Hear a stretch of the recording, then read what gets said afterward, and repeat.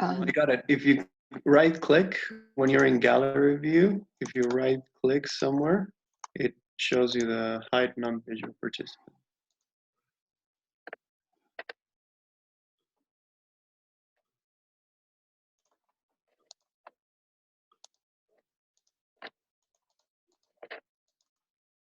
Right click where? Wherever. I got it by right clicking on over someone's video. And the very last option was hide non-video participants. I'm not getting it. No?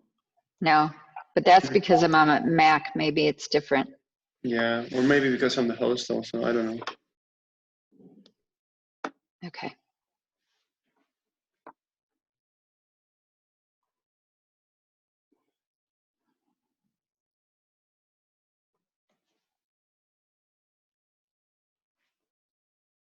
Video settings. Okay, hide non-video participants.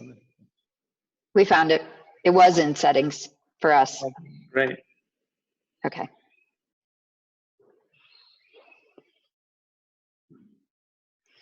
Okay, I'll disconnect me. Start recording. Oh, it's already recording. Okay.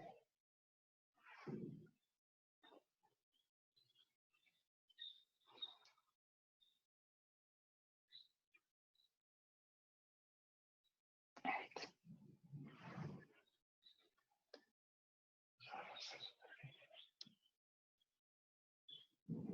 Should see the clock here and the bell.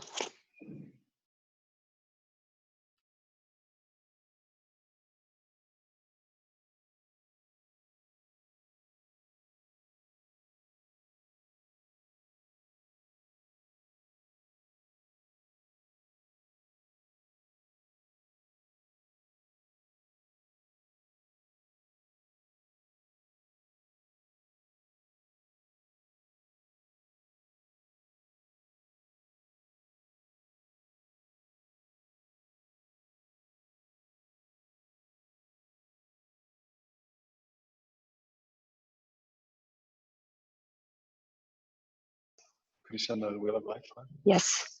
So yeah, we can do both. Yeah, that'd be good. Okay. Thank you, Felipe. Good morning, everyone. Felipe is going to share a file. So if Felipe, you could send that file to everyone about what we'll be talking about today. But we will also do it on a screen share. So if you have some problems looking at it or downloading it or something, don't worry about it because we'll show it to you on the screen. Got 43. So let's give another maybe 30 seconds or a minute for more people to show up.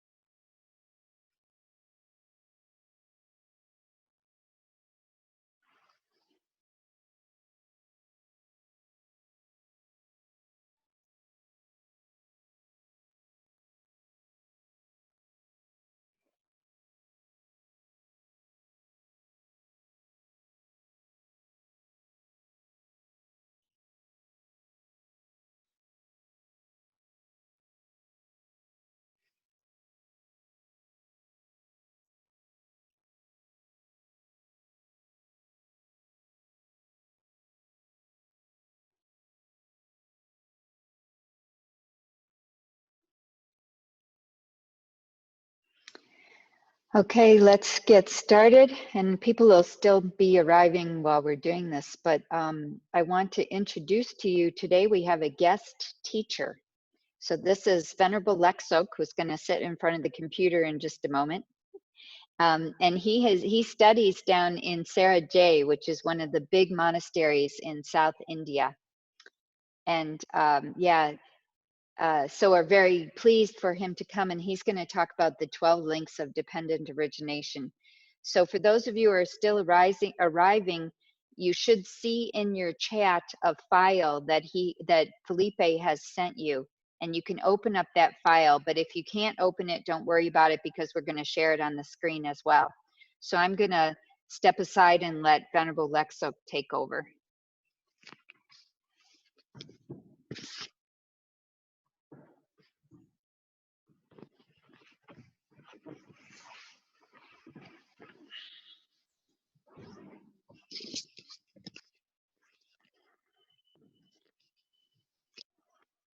Hello, everyone. Thanks for inviting me, Venerable. So let's start with a few minutes of meditation to generate a positive motivation first. So wherever you are, get comfortable in your kind of meditation posture. And we'll do about 5 minutes of meditation on compassion and loving kindness, basically. So yeah, first get comfortable and bring your attention to your breath. Focus your mind a little bit. Try to let go of all the distracting thoughts, all the different thoughts that arise. Just let them go, and all the other perceptions outside of your body.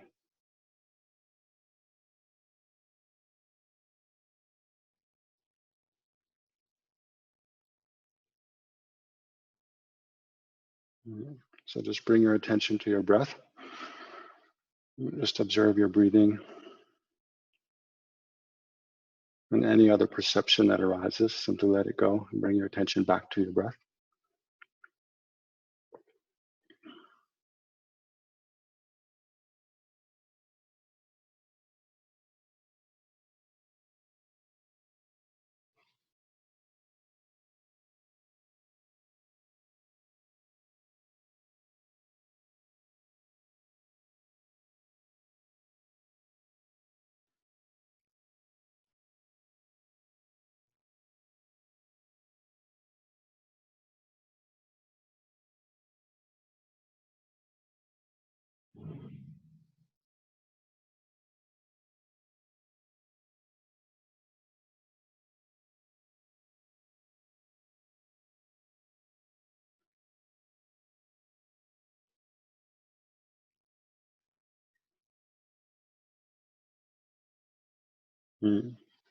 So then to meditate a little bit on compassion first, visualize yourself surrounded by all sentient beings. So usually we visualize our father of this life seated immediately to our right, and then all of our male family and friends seated to our right and behind us. And then on your immediate left, your mother of this life. Imagine her seated next to you, meditating together with you, and then all your female family and friends to your left and behind you. And then imagine the people whom you have the most difficulty dealing with, who you're most likely to get angry with. Imagine them seated directly in front of you, facing towards you, a few meters distant. And then all the other sentient beings that exist in the world, the human beings, animals, spirits, and so forth. Imagine them all seated around you in human form. So as you just bring your attention to all sentient beings and your interconnectedness with them, feel how you're interconnected with all these sentient beings.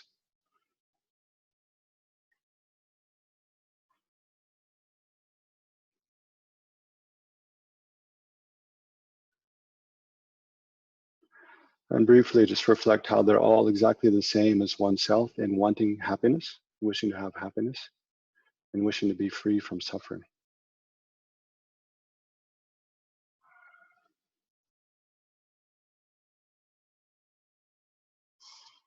Mm-hmm.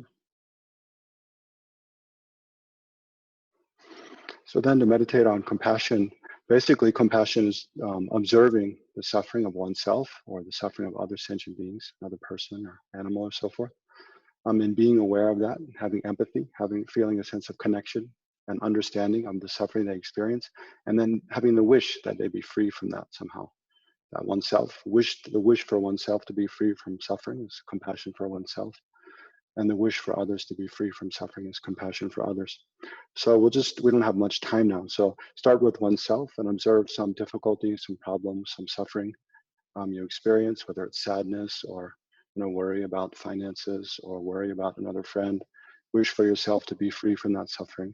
And then gradually expand out to others, beginning with those closest to you, maybe your siblings or parents or friends, and then expand out as much as you can in the short time we have, thinking of the problems, the suffering, and difficulty others face. And as you think of those, having a sense of empathy, understanding what they experience, and then generating the wish, may they be free from that form of suffering. So this is meditation on compassion. So begin with oneself and then expand this attitude out, observing the suffering of oneself and then others, generating the wish that oneself and then others be free from these problems, suffering, difficulty.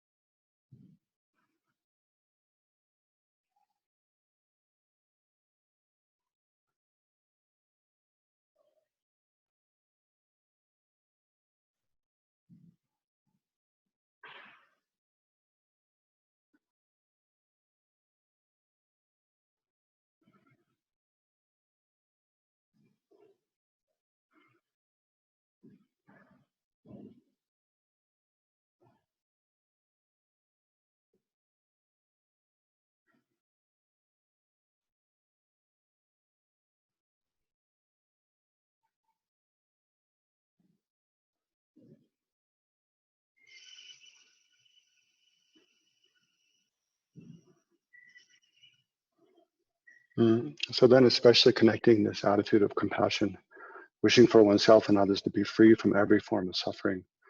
So to connect it, especially to this session, then now try to think that whatever we do now together in the next hour, hour and a half or so, may it all become a cause for myself and all other sentient beings to be free from every form of suffering. Right? So then it becomes our motivation. Why are we doing this activity together? Why are we holding this class together? Why are we meditating together? In order to bring about the freedom of suffering, the peace, and the joy of freedom from suffering to ourselves and to all other sentient beings.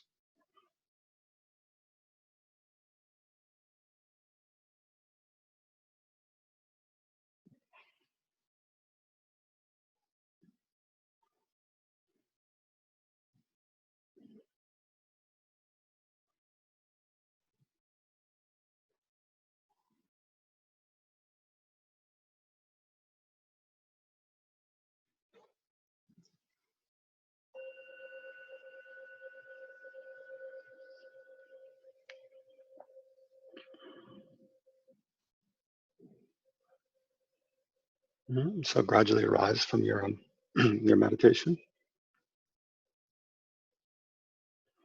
So we didn't have time to get to loving kindness this morning, but maybe next time. So that's a little meditation on compassion to generate a positive motivation for this session. So this session, Venerable Drolma asked me to come and speak about the 12 links of dependent arising, or the 12 links of interdependent origination, which basically are a way of, by which Shakyamuni Buddha, mostly in the Rice Seedling Sutra, he explained how we, basically how we take rebirth in samsara and then progress through one life. In the one life, we create karma to take rebirth again, and then from that life we die, and then how that karma ripens and throws us into another rebirth again and again. So it's kind of like, basically showing how samsara works, how we move from life to life in samsara, and how during each life we create causes to take rebirth again and again and again without end. And the purpose of looking at that is because we want to be free from this cycle of rebirth in samsara. So we have to be free from that, we have to figure out what is the most fundamental cause.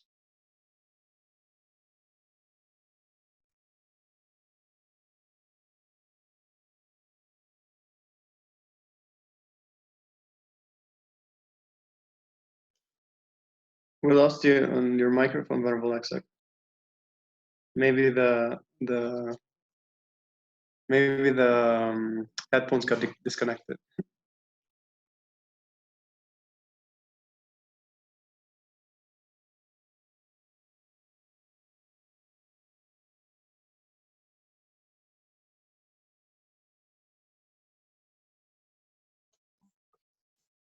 now it says lost connection.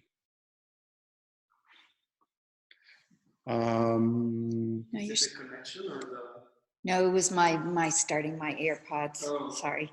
No, Okay. it looks good. You're still in the meeting. Okay, it sounds Yeah. different here, but Yeah. I don't know if you can hear me, it's okay. So let's see. Mostly today, you won't be looking at me. You'll be looking at this picture of the Wheel of Life. So I'll share my screen in a second and put that up. Yeah. But I should say at the beginning, okay. I should say at the beginning that this presentation of the 12 links of dependent arising is very detailed and a little complicated. So this morning, I'll just try to give you a basic kind of understanding and overview of the whole thing. But it's definitely something, if you're interested in, there's a lot more to learn and to learn about it than we can discuss in just 45 minutes. Yeah. So let's look, I'll share my screen now and show you the image, the Wheel of Life, which I think Felipe also sent out over chat. And then, yeah, we'll go into it.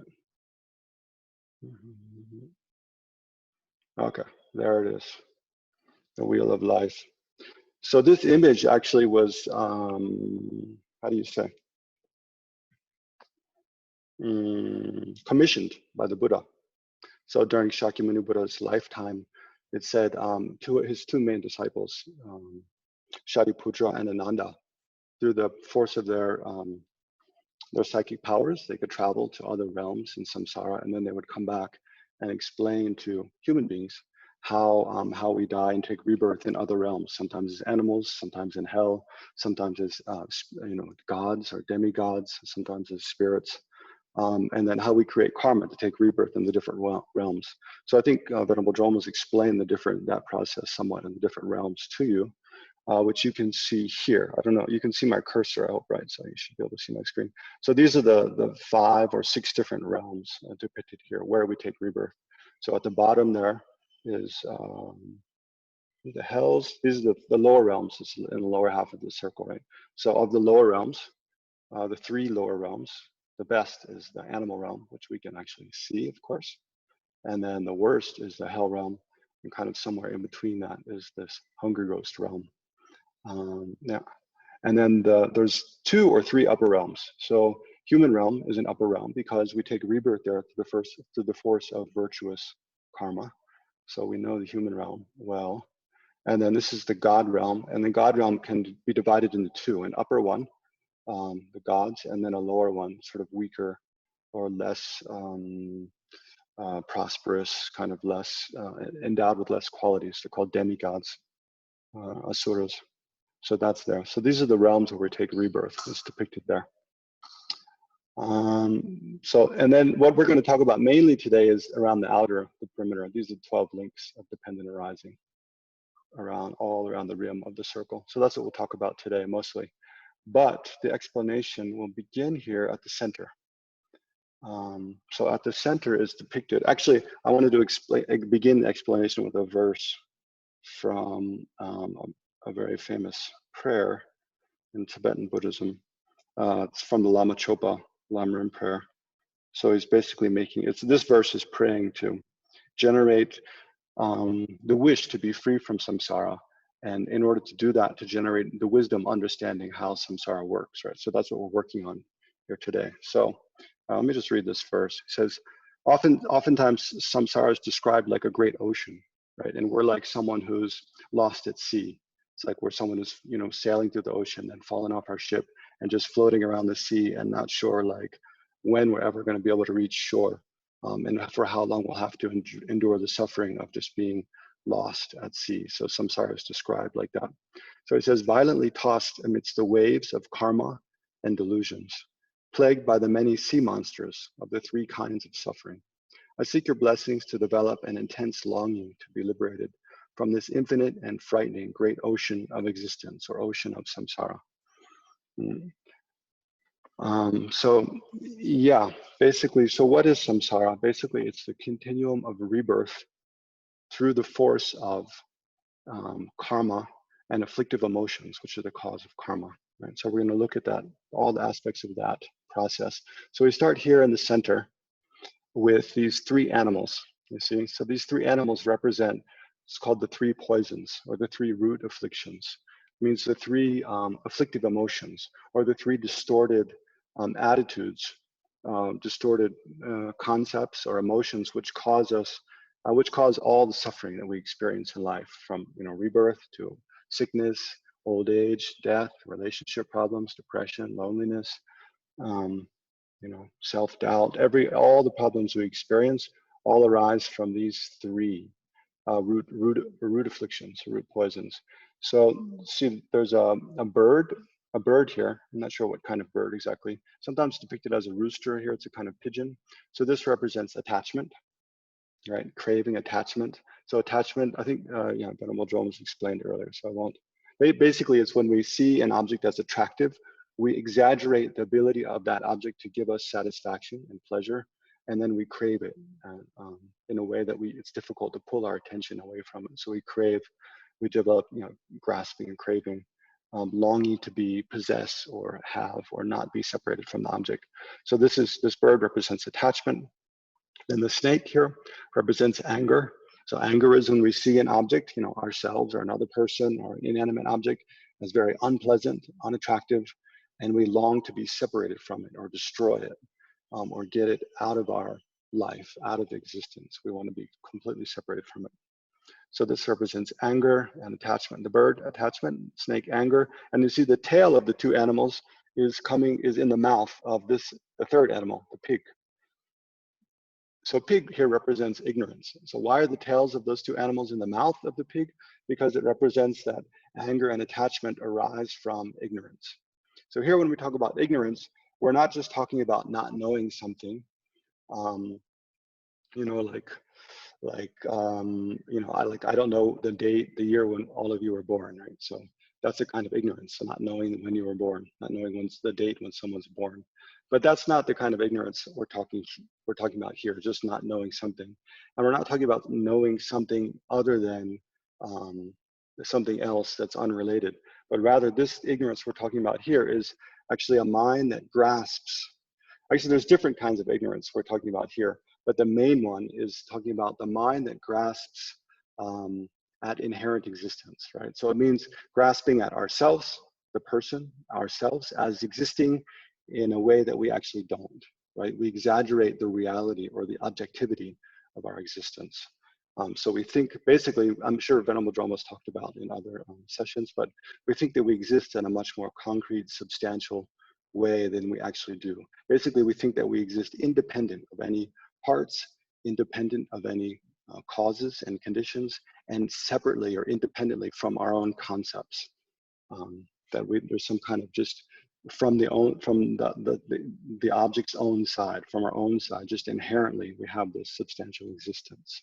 So that's the kind of ignorance, the main kind of ignorance we're talking about here, ignorance grasping at the inherent existence of the self of persons, and then also when we grasp the similar existence of other phenomena, objects of our attachment or objects of our anger.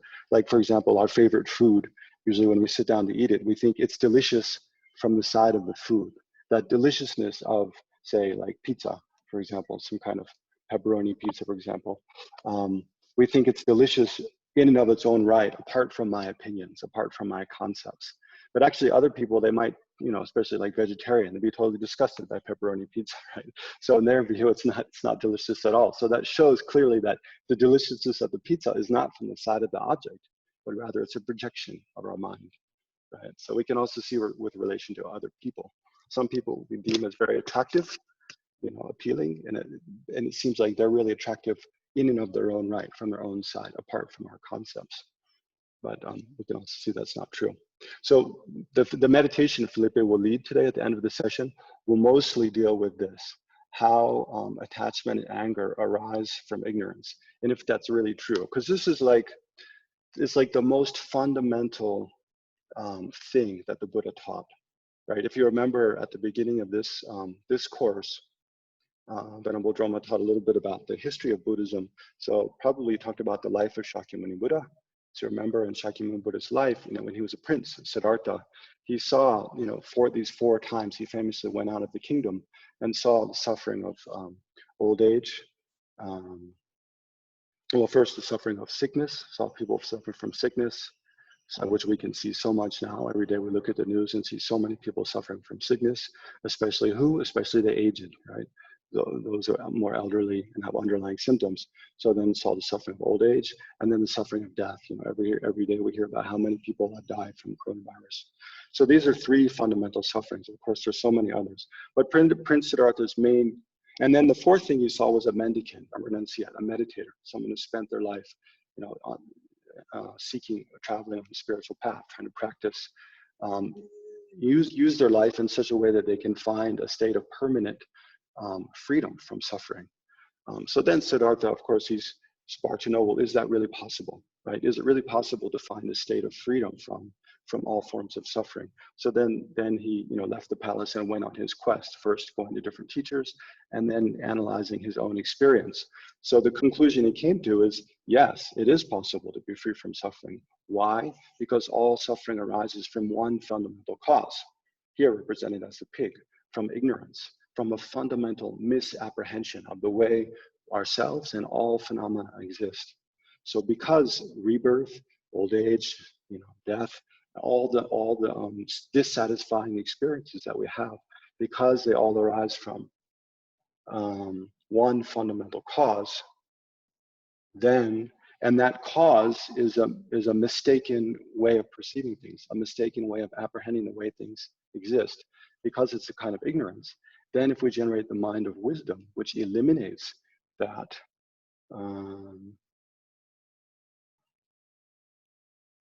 I'll stop sharing. I'm trying to figure out how to stop sharing the screen so you can see me for a bit. It might get boring looking at that photo, at that image of the wheel of life.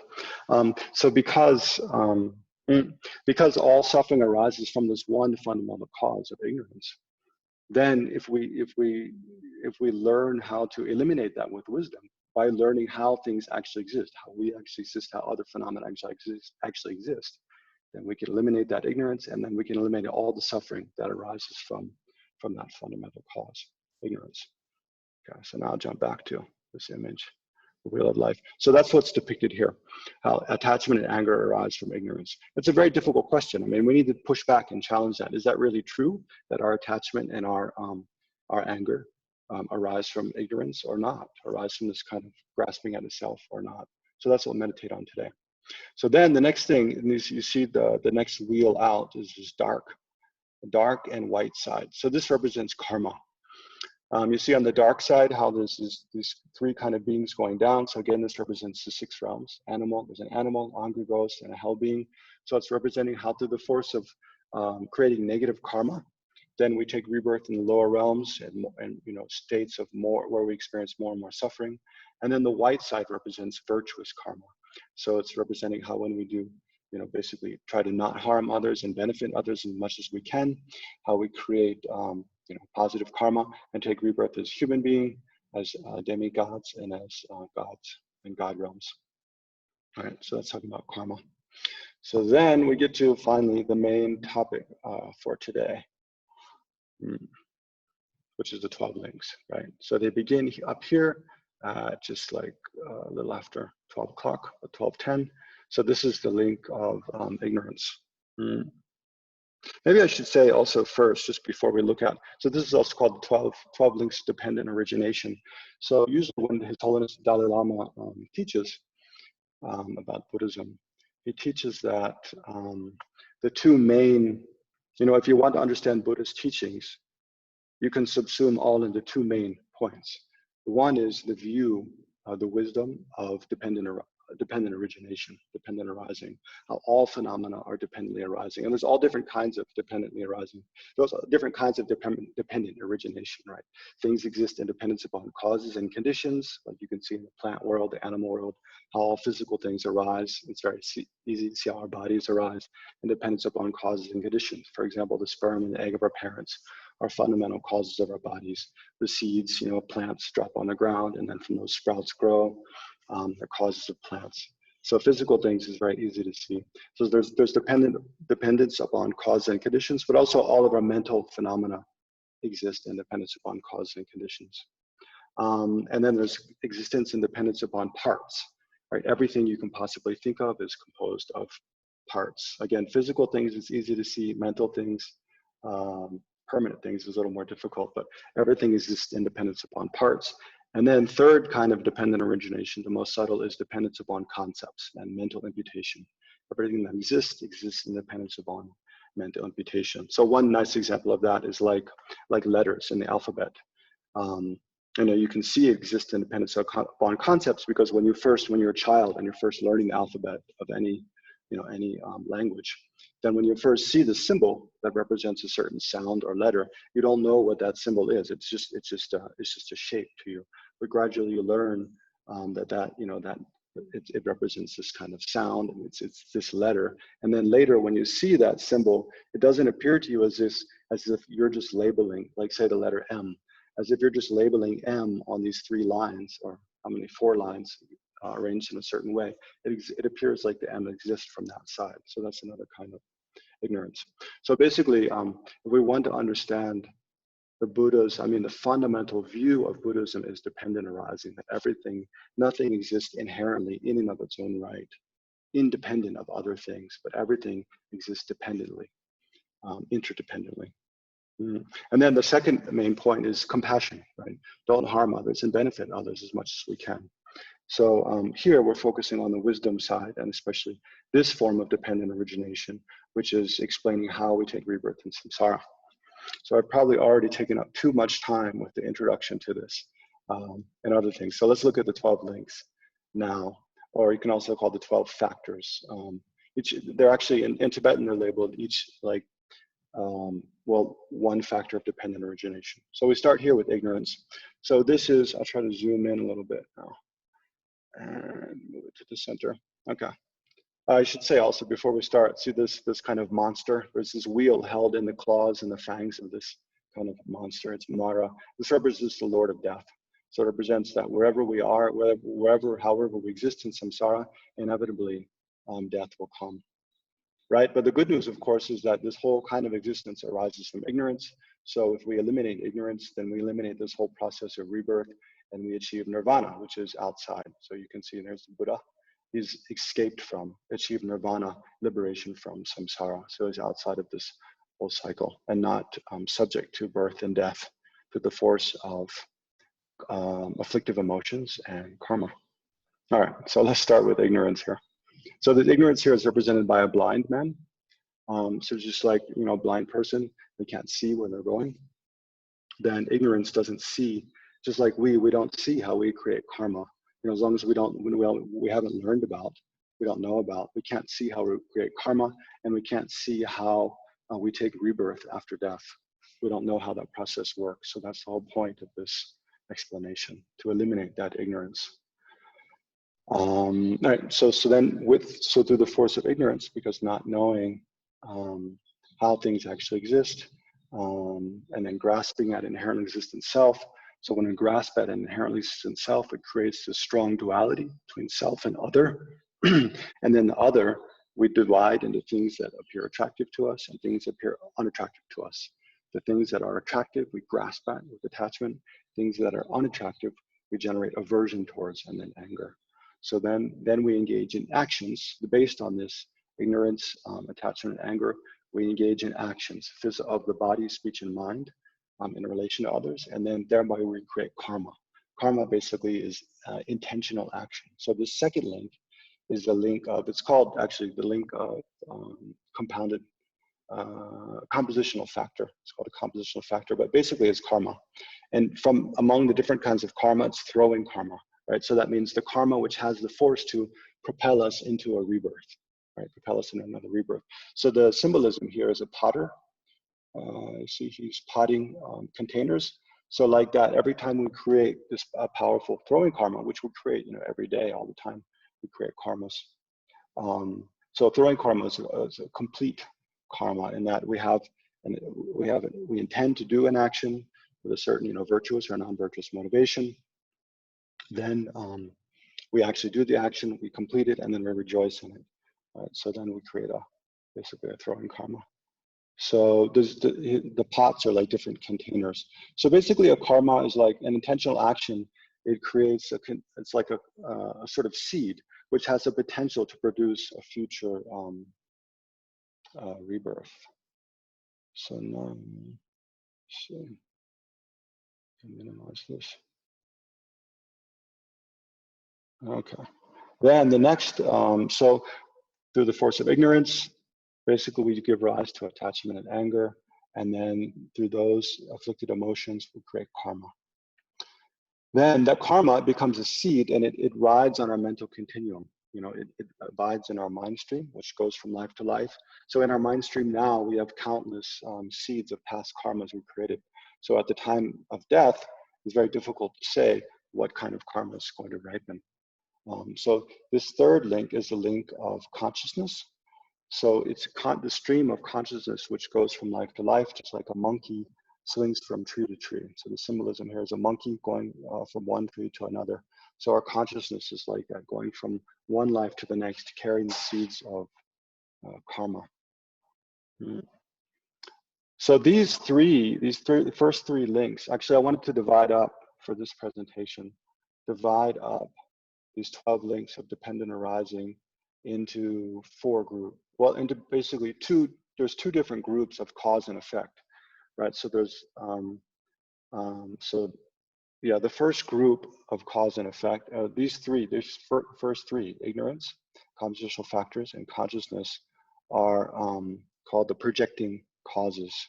So they're causes for generating this projecting karma, which has the power to throw a rebirth. And then the effect of those, of course, is the rebirth, right? So that's called the projected effects. So the next, let's see, 1, 2, 3, 4, 5 links, I think, are the projected effects. So let's look at, there's name and form here, and then 6 sense spaces, contact and feeling, actually the next 4. So these 4 are called the projected effects. So these are, when we first take rebirth, so let's look at the 4th link, is the link of name and form. So when we first take rebirth, we have a body and mind, right? When we first take rebirth here means not the time of delivering from a mother's womb, but at the time of conception. So that's because that's the moment when our consciousness first enters the sperm and egg cell of our parents, which have just met at the time of conception. Then for those sperm and egg cell actually to grow and become the body of a human being, the body of us, they need to be kind of empowered by the energy of the consciousness, right? It has to be consciousness. So you think about this life, when did this life begin for us? It's actually at the moment of conception, when our consciousness we died from previous life, then we're in a barter state, in between state, and then due to the force of our karma and afflictive emotions, then our consciousness went into the sperm and egg cell of our parents at the time they first met at conception. So at that time, then there's consciousness and also body. So that's called name and form. Actually, name refers to consciousness and form refers to the body. So it's symbolized by these people in a boat, right? The boat is like the body, our human body, or whatever rebirth you're in, whatever kind of body you have. If you have an animal rebirth, you have an animal body. And then the people in the boat represent the consciousness. So the first moment of life, when we take rebirth, we have a body and a mind, right? Conjoined, just like people conjoined in a boat. And then from the first moment of conception, then the body grows and gradually we develop the sense, the ability to perceive objects, right? So the ability to perceive physical objects with our 5 senses. And then the ability to perceive other kind of objects, non-physical objects with our mind. Actually, we can perceive anything that exists, whether it's physical or non-physical, we perceive with our mind, but especially things that are not physical, like our feelings, our thoughts, emotions, meanings of words and concepts, we perceive with our mind. So the ability to perceive those things with these there's 6 different kinds of consciousness. 5 that perceive things, physical things are eye, ear, nose, tongue, and body sense consciousness. And then the mental consciousness perceives other things, well, all things. So that's why here there's 5 sense doors, they're called, or 5 sense bases or 5 sense doors. So as from the time of conception, as the body develops, then, from the very first moment, mental consciousness and body sense consciousness are present. And then as the eyes, ears, nose, and tongue develop, we generate the ability to see, hear, smell, and taste things as well. So when the body is fully developed, then we have the ability to perceive and experience all phenomena that exist. And then the next, so that's called the link of, or the factor of the six sense doors, right? So this is the factor of name and form. This is the factor of the six sense doors. And then the sixth now is the factor of contact. So here's when we actually, once we develop the ability to perceive phenomena, then we make contact with objects of those phenomena. So for example, once we develop the eyes, physical eyes, then on the basis of that, we develop physical eye sense consciousness, and then eye sense consciousness, it makes contact with physical, with shapes and colors. Basically, our eyes perceive visual objects, shapes and colors. And then once we develop ears, we develop the ability to perceive sounds, nose, the ability to perceive scents, smells, tongue, the ability to experience tastes, and then the body, the ability to feel physical sensations like hot and cold, rough and smooth. And then the mind, the ability to perceive everything. So this is represented by a man and woman in sexual embrace. Yeah, this is a link of contact. So I was thinking about that this morning. Why is it depicted by that? Because yeah, I haven't heard an explanation. But I think it's probably because, you know, it's only once we pass puberty, you know, once we enter puberty and pass puberty, that we have the experience we have the ability to experience physical, the physical contact of sexual contact, which is one of the most powerful kind of physical and mental experiences that we have, right? So I think that probably represents the sort of full maturation of our ability to experience objects. And then the next link is the link of feeling, right? So the link of feeling here is represented by a person with an arrow in their eye. So this represents that actually once we develop six sense bases, then we make contact with objects, and then we experience, well, feelings. There's basically three kinds of feelings, right? Pleasant feelings, when we experience you know, attractive objects. Then unpleasant feelings or painful feelings, actually, when we experience unpleasant objects we deem unpleasant, and then neutral feelings, right? So with painful feelings, obviously they are like an arrow in the eye, you know, they cause pain, either physical or mental pain, distress. But even pleasant feelings that we have, they lead to dissatisfaction, right? Because they don't last. They lead to craving and grasping and dissatisfaction and longing, disappointment. So in a way, they're also painful. They lead to pain. And then neutral feelings, well, we can relate to the three kinds of suffering, actually. Painful feelings are like, they're the suffering of suffering. And then pleasant feelings are the suffering of change, because they don't last and they lead to actually longing, grasping, and disappointment, dissatisfaction. And then neutral feelings, even though they don't entail either, you know, manifest discomfort or comfort, but because they're just kind of like a period of stasis, a waiting period for, and because definitely painful feelings will gradually arise again. You know, that's probably why it's depicted by an arrow in the eye. Okay, so these, zoom out a little bit. So these, again, this set of seven, the first seven links, are the first set of cause and effect, right? So again, there's the three causes of ignorance, compositional factors, and consciousness, which carries the seeds of karma we created. And then their effects. These next four links are the four effects. When we take rebirth, again, we first have body and mind, then we develop the six sense doors, then make contact with objects of those six senses. And then on the basis of that, we develop feelings, pleasant, unpleasant, neutral feelings, right? So this is, this is called, again, the first three, the projected causes. The first three are the projecting causal links, and then the next four are the projected effects. Meaning, here projected meaning that they project a whole rebirth, a whole life. So now we come to the last five links of the 12 are the actualizing causes and actualized effects. So the first three of those five here are, so this is 8, 9, 10. in the 12 links, are the actualizing causes. So here actualizing means in what sense? Because if you remember, like so during this life, we create karma to take rebirth. That karma becomes a seed on the, so you see, I'll look at you for a minute, look at me. So in this life, when we create a karma to take rebirth, that karma becomes a seed. It rides in our mental consciousness, our stream of consciousness. And then as we approach death, there needs to be something to ripen that seed to actually cause it to produce an effect. So it's just like in the plant world. I mean, seed is a very good analogy because like in the plant world, imagine you grow a crop of corn, for example. Each kernel of corn is a seed, which has the potential to produce a whole nother corn plant or corn stalk, right? So, but once you harvest the corn, those kernels you put in storage for a while, put in a silo. So they just, as long as they're not destroyed by moisture or by mice eating them or something, the seeds and their ability to produce an effect, a corn plant, they remain intact for a very long time, for many, many years.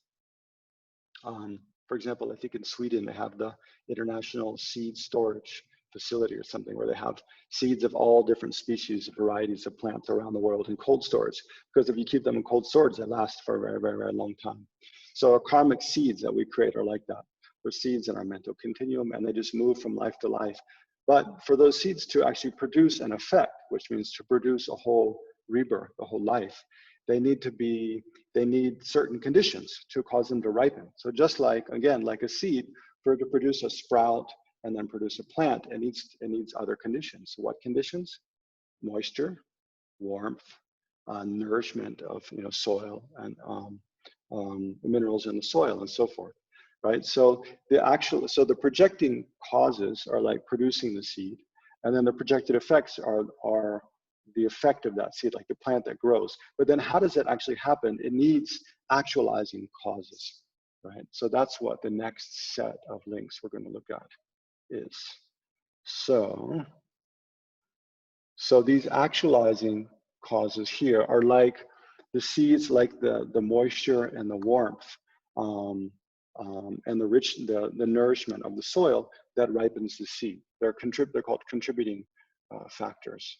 Well, actualizing factors. They're contributing conditions that cause the seed that was produced in the first 7 links to ripen. So here, this one is craving. You see, it's represented by there's a guy drinking beer or wine. So just like an alcoholic or someone who they really like their booze, they crave for the taste and the feeling and sensations that come about with intoxication. And they kind of become very attached to, long for that, again, that sensation again and again. So this follows from a feeling, because in dependence upon having pleasant feelings, we long, they don't last, they disappear, but we long to have them again and again and again. So we generate craving for, sex or, power or money or food, whatever it is, the things we enjoy, we long to have the experience of that again and again. So that's a kind of craving. And then the next link, so here, especially at the end of life, when we're dying, and it's time for a karma to ripen to throw our next life, what karma ripens depends upon what we long for, what we're craving for. So I mean, craving can go both ways, actually. It can be craving to have something positive. It can also be craving to be separated from and not have something negative, right? So that's kind of, anger is a kind of craving, a craving to destroy or be separated from, to shun and get away from something that we find harmful, unpleasant, right? So as we're dying from this life and it's time for a karma to throw our next life, then this is in relation to feelings that we have. If we have pleasant feelings and we're longing to have those, that craving for those pleasant feelings will start to cause a karma to be born in a certain state, ripen. We can also have craving that's kind of antagonistic, craving to be separated from, to not have some unpleasant experience. And then that can cause also kind of karma to ripen. So when that craving intensifies, it's grasping. So that's symbolized by a monkey. Again, a monkey in a tree grasping at the fruits. Kind of, it's like intensified craving becomes almost sort of crazy and erratic and sort of out of control. And then, so those two factors, which are, they're afflictive emotions, basically, craving and grasping, then they lead to this karmic seed ripening and being fully ripened. So you imagine when you, when an actual seed, like again, say, take a corn kernel, and you want to grow a corn plant. First, you put it in in a moist place, in moist earth or in some moist paper towels or something. And then after a couple of days, you can look at it and you see it becomes like it becomes soft and kind of expanded with the moisture, and it's just about to produce a sprout, right? So that's like this link of, it's called a link of becoming. So it's when the karma is fully ripened by craving and grasping, and it's just about to throw a rebirth. So this is a pregnant woman. That's what it's represent, how a fully pregnant woman in the 3rd trimester, in the 9th month of the pregnancy, then it's just about to give rebirth. So it represents now this karma that we've created before this, which has the power to throw a whole life, is just about to throw a life. And then the next link is the link of birth, actually. So link of birth, and then the final is the link of old age and death. So why are old age and death in one link? Is because it's to show that it's not certain that actually we become old before we die. From the very first moment of conception, we could die in the very next moment, even before we are delivered from the womb. So that's why old age and death are in one link, to show that it's not certain that that life lasts a long time. It could just be very short. It's not certain that old age comes before death. So these last two are called the actualized effects. So then you might wonder, well, why are there two sets of cause and effect in the 12 links? It's to show actually that how one life is linked to the next. So because actually within one set of 12 links, the link, the factor of rebirth happens at the same time as the factor of name and form, right? Remember I said name and form is when, at the very first moment of conception, when we have a body and a mind, right? Name means the mind and form is the body. So at that moment, that happens at the very same time as the link of rebirth. But the reason to show these two sets is to show how two sets of cause and effect, the projected causes and effects, and the actualized cause and effect. On one hand, is to show that to take rebirth, it requires two fundamentally different kinds of causes. One would create the karma, the throwing karma, and the second is the factors of craving and grasping, which actually ripen the seed of karma that we produce, right? So this set of causes happens, all during our life. We're creating karma. But this set of causes, the craving and grasping, which actualize or cause that seed, one seed of karma to ripen, they happen only just at the time of death, just before we die. They cause something to ripen, and they cause one karmic seed to ripen. And then the other, of course, is, like I said, to show how lives are interlinked. So to complete a whole set of these 12 links requires at the least 2 lifetimes. So for example, think in this lifetime, we create karma to take rebirth as a human again, for example. Yeah, and then as we die, then we have a very virtuous state of mind. We make strong prayers to take rebirth as a human again, and we have craving and grasping to our family and friends, and we want to be with them again. Then that craving and grasping causes that karma to take rebirth as a human being to ripen. So that's these. But what we're craving at, but the experience of, well, this becomes a little complicated soon. This is where it gets difficult for me to explain, because it's quite complicated to explain how the whole 12 links work together. But let's start with, let me go back. So in this life, say we have ignorance, then because of that, we have, say, attachment to our family and friends. And we do, and therefore the main reason to take rebirth as a human is practicing pure morality. So say because of our, our attachment to, and our caring about our family and friends, then we, even when we have opportunity to lie, maybe to our benefit, we don't, we're very honest, right? So then we create a kind of virtuous karma, being honest. So that's his first, through grasping at inherently self and others, through ignorance, we create a virtuous karma and practicing honesty. And then that karma rides on the mental consciousness. So then before actually it throws a rebirth, we need the actualizing factors over here. So then at the end of this life, then we have craving and grasping towards our family and friends. We want to be not separated from them, want to be with them again. But we have mainly a virtuous mind, say a mind of loving concern for them. And then that causes this karma to take rebirth as a human being to ripen. So that's here, the link of existence. The karma is just about to produce a result. And then that results in then throwing into our next rebirth. Then we have the name and form. Then in the next rebirth, 6 sense powers and feeling and contact are produced. So you see how for the links to be complete, it takes at least 2 rebirths. But then this feeling, why is it that after feeling comes the link of craving? It's because, say the feelings which causes us to crave to be not separated from our family and friends in this life, where did those feelings arise from? They arise from a previous set of 12 links, right? So this, between feeling and craving grasping, is the essential place where 2 sets of 12 links join.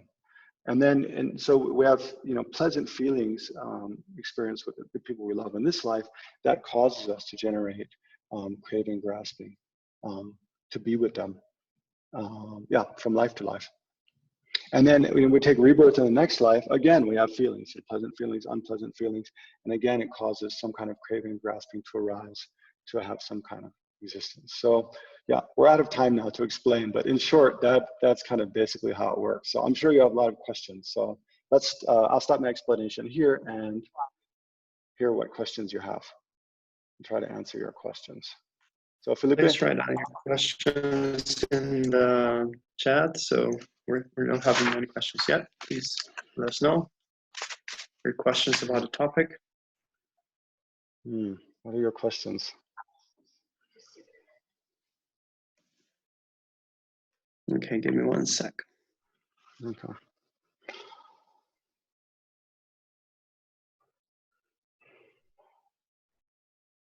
Okay, I'm gonna unmute Mit to start with. Good morning. Good morning, Amit. My question is, do our feelings towards the end of our life determine the next realm for us? Yes, they do. Very good question.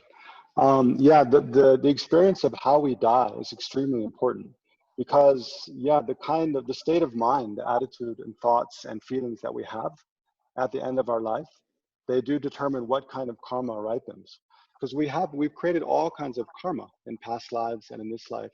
Some to take rebirth as a human being, some to take rebirth as a deva, some to take rebirth as an animal, some to take rebirth in hell. Like when we become very angry and full of hatred, we create karma to take rebirth in hell. So which of those karmas ripen has a lot to do with what is our state of mind at the time we die.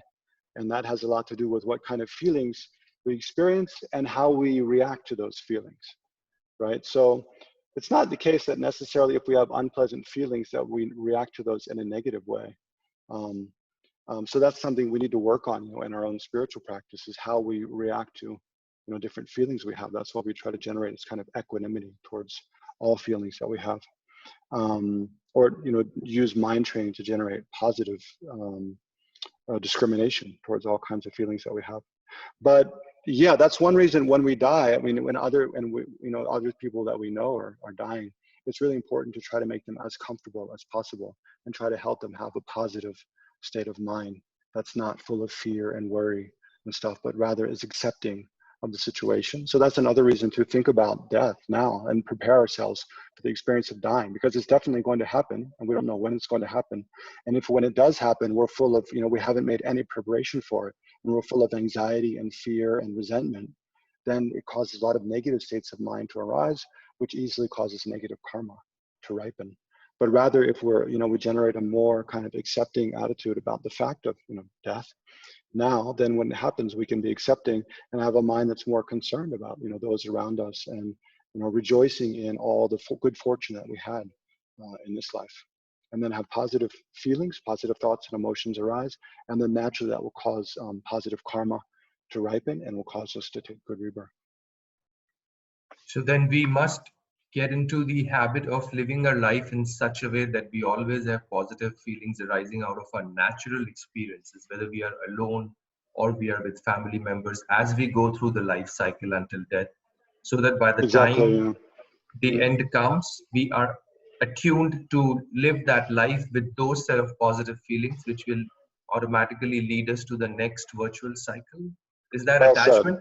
said. Having a thinking to live a life in a virtuous way to have a better next birth, is that an attachment? That's another question from the thing that I just asked. Well, I want to give others to answer, other opportunity to ask a question. But yes, basically, yeah. But yeah, we can learn to separate, wishing to have a positive state of being from attachment, but difficult. But gradually we can, yeah.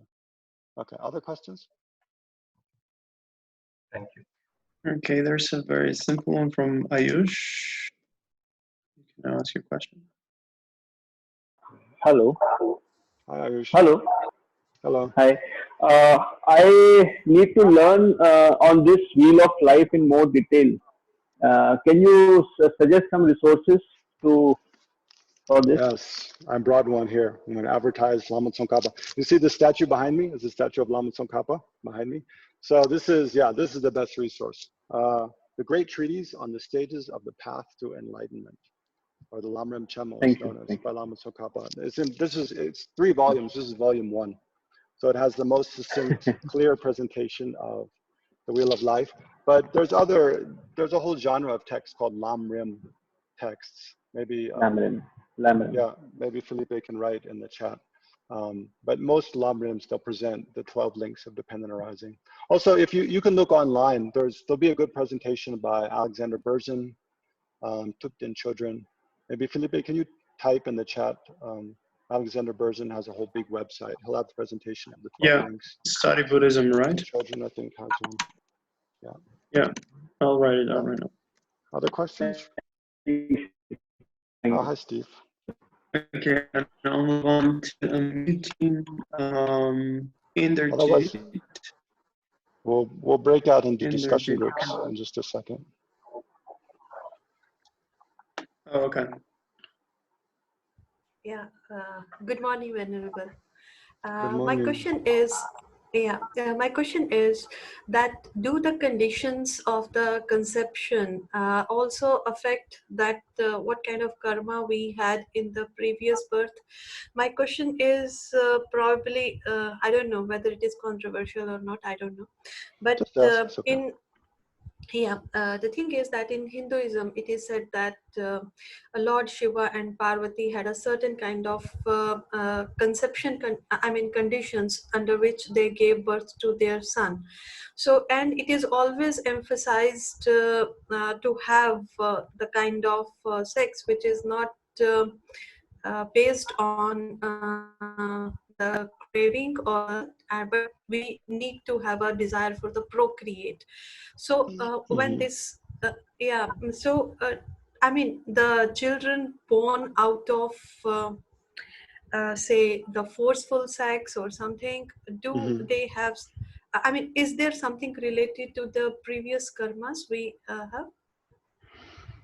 Hold on. So your basic question is, the children born out of a certain kind of sex that's forceful or something, is that related to their karma? Is that? Yeah. The conditions with which the conception is there. If our source is the moment the body and the mind enters into into the being Yeah, the is sperm and the egg. point of conception. So Yeah. does this has any link with our previous karma, that how we are going to have the conception or the birth, because that might be our Yeah. mental state at that time? Yeah, it's related. I mean, because the conception involves the two parents, the mother and father, and then also the child to be, right? So definitely the way conception happens has, you know, like the reason we have the parents we have is because we have some karmic connection with those parents. You know, we have to have the karma to be the child of those kind of parents and that kind of family. So the same, you know, logic would extend right to the moment of conception, that we have the karma to be part of that kind of experience, right? So it involves the karma of the mother, the father, and also the child to be, yeah. But it goes back to Amit's point. I mean, the basic thing is to try to generate as much as we can a positive attitude, positive mind all the time. And then that will lead to, you know, good results.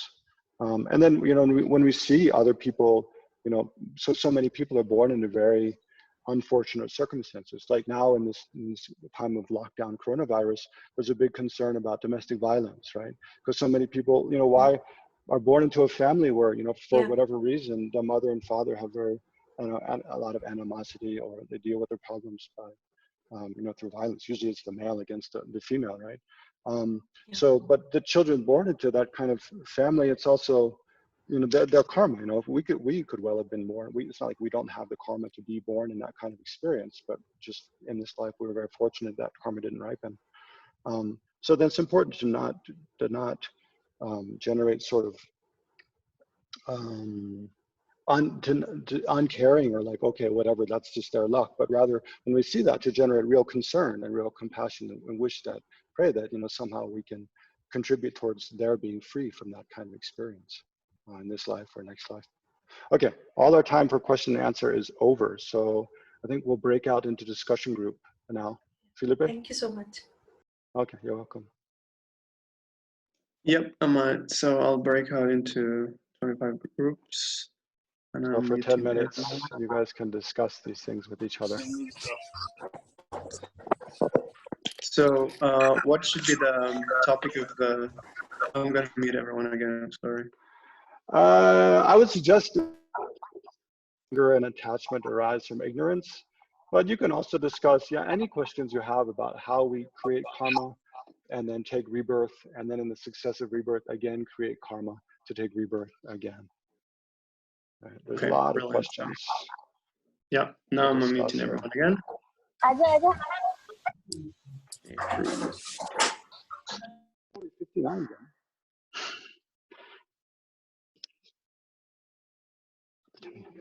Can they hear me? Yes, most likely unless you're muted. You can mute your. Hello. Hi. What's your name? Eleanor. Eleanor. Hi, Eleanor. From Legtsok.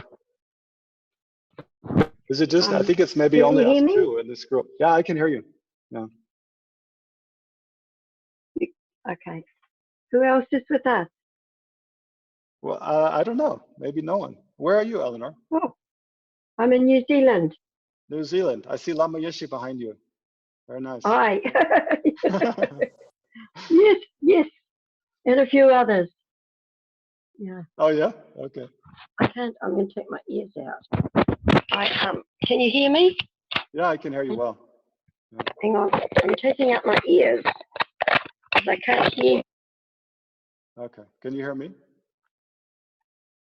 You can't hear me? Oh, yes, I can now.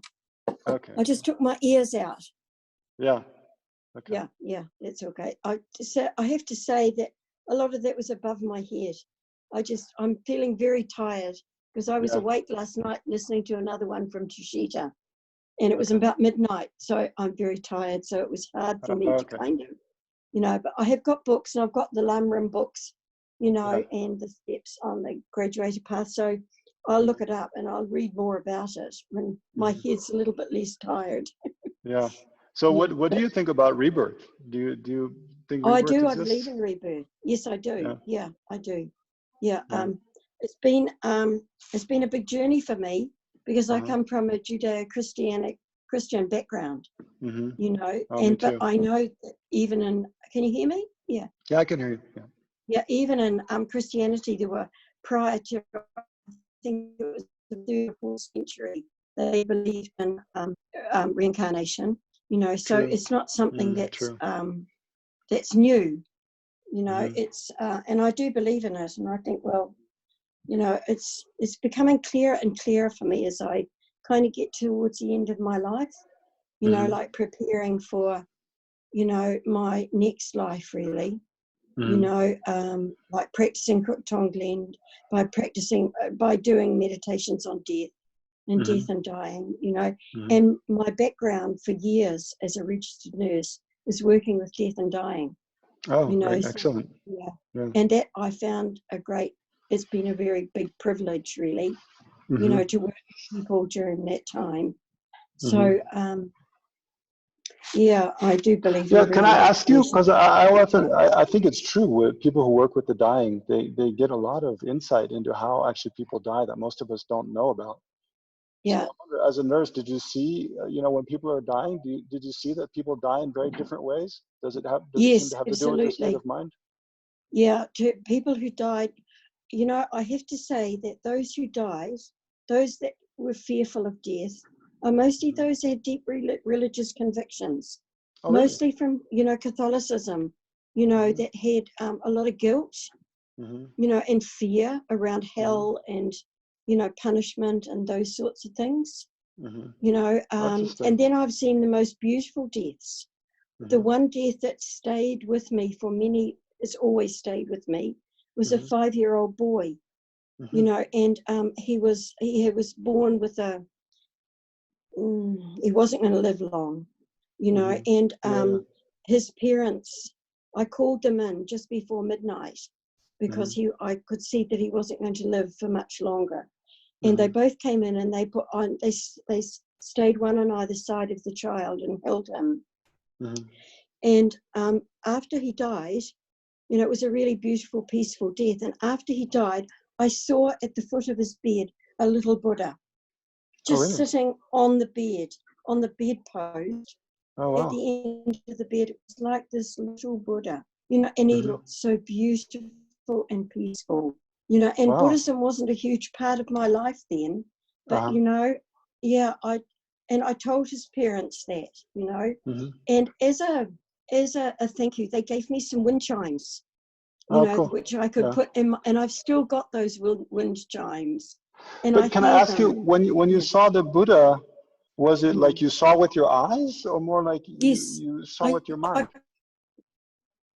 I don't know. I saw him, whether it was with my eyes or whether it was with my mind. At that time, I don't know if I could differentiate. I saw him there, and I could draw it. If I wanted to, I could have drawn it. It was like with the robes, like the Galoop robes, you know. It was, yeah, and it was very beautiful. So did you feel that the boy, he was very accepting of his death? He was just okay with it? Yes, absolutely. Yes, absolutely. Yeah. And there've been many deaths like that I've had the privilege of being, you know, a part of. Some of it really worries me because, you know, I've thought about this a lot over the years about being with people who are dying, and we use morphine a lot, you know, to That's alleviate pain.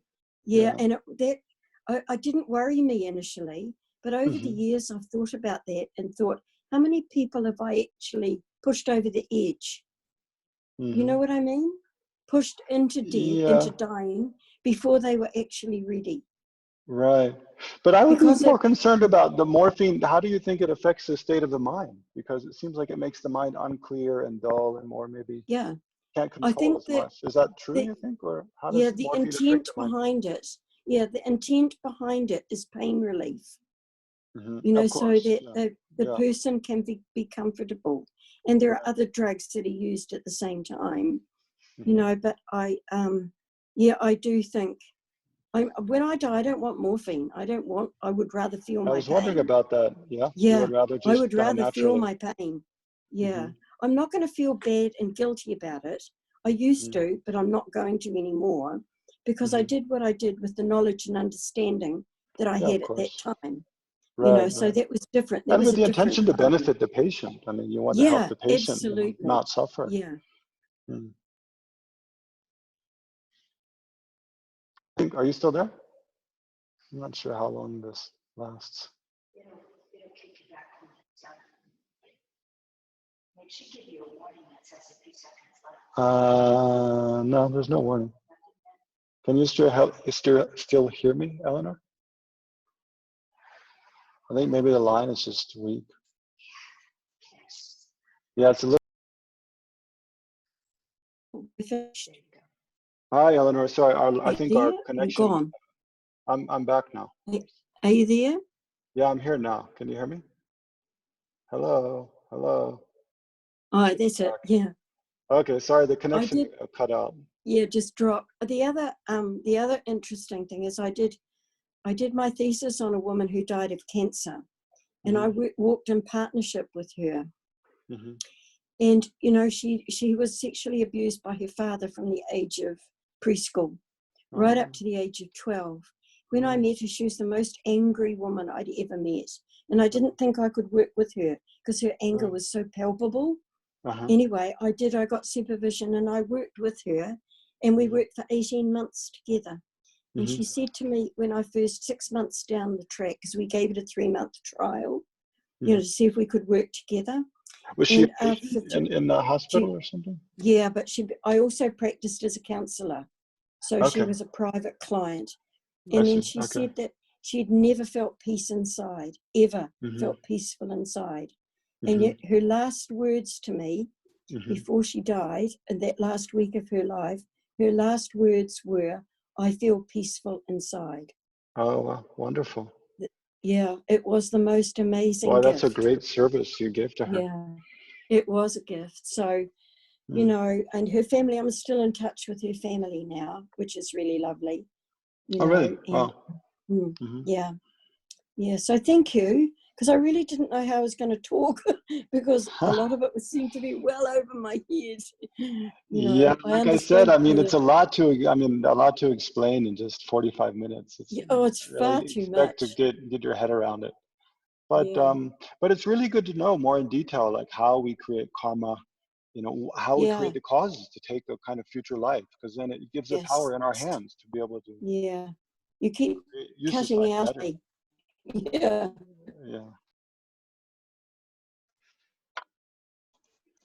Okay, we're back. So now I hand it over to Felipe to lead meditation. So thank you all for participating. And just, I mean, this is a very the whole 12 links of dependent arising. It's quite complicated. So if a lot of it went over your head, don't worry about it. But the basic thing is to try to get an idea how we create karma to take different kinds of rebirth in the future. And so by knowing about that, we can use this life more kind of wisely. But thank you, and now enjoy the meditation with Felipe. All right, so I'll invite you all to go back into your comfortable posture. And, please make sure that you keep your back up, loosely upright, and that you're comfortable and grounded.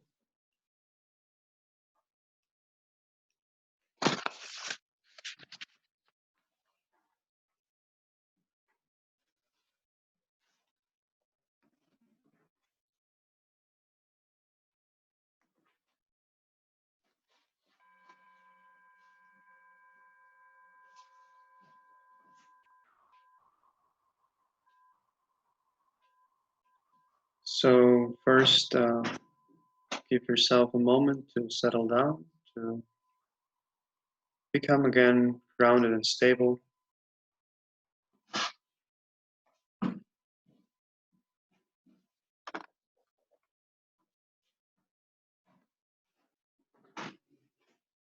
And bring your attention to the point where your body is in touch with the surface that you're sitting on.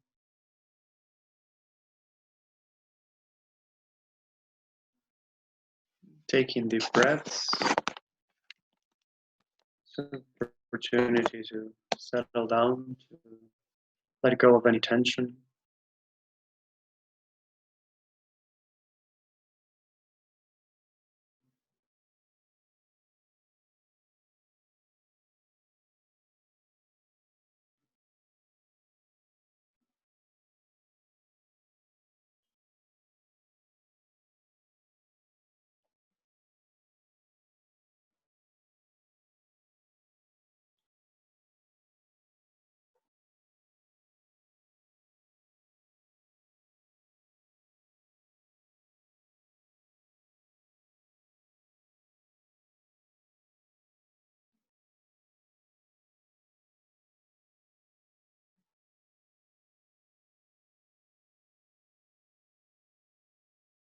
Now just for a minute, just to synchronize your body and mind in this state of calmness and relaxation.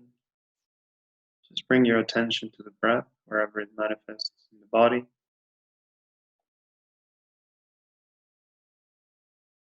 Letting go of any tension, any tightness, becoming free of worries and concerns.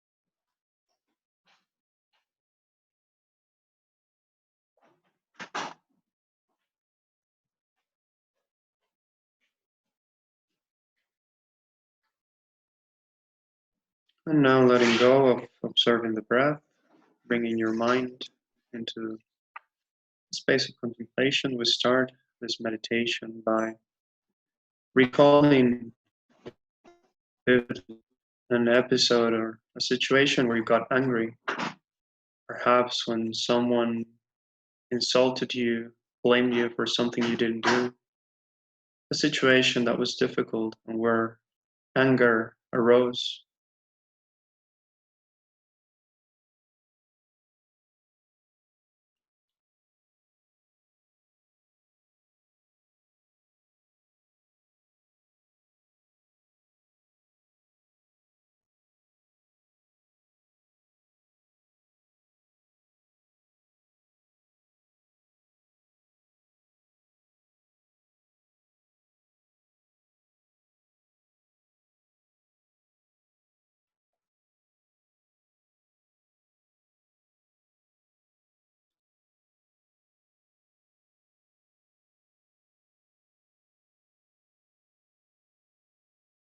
And in this situation of full-blown anger, check and investigate, how does the self appear at this time compared to a time when your mind was in a more neutral state?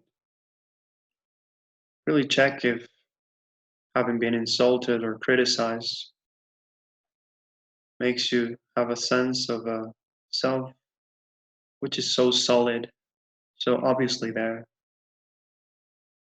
Try to investigate that.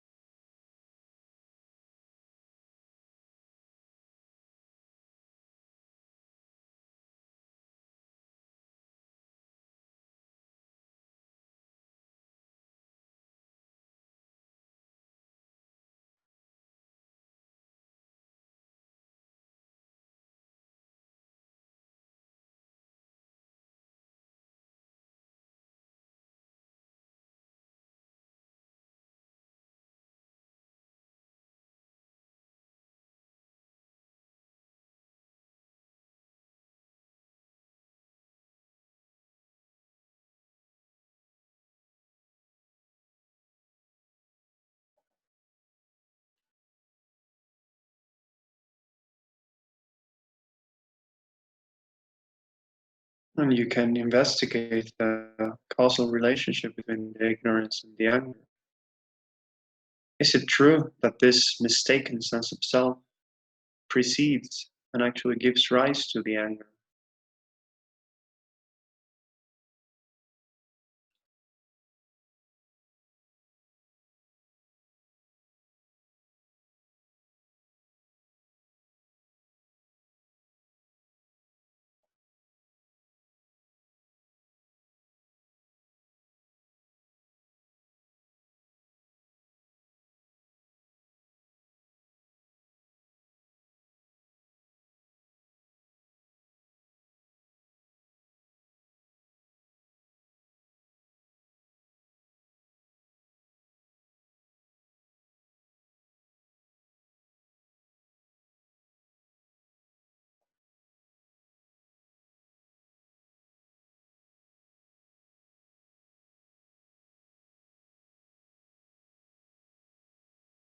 The anger having arisen, is it because the other person has insulted me?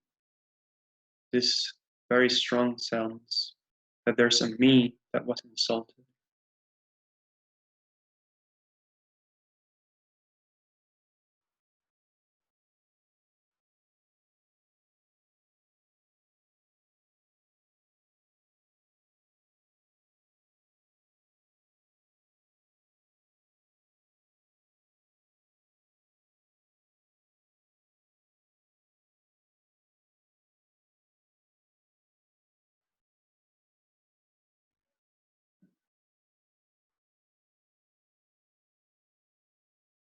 Or perhaps is it due to seeing this me as very solid and inherently existent?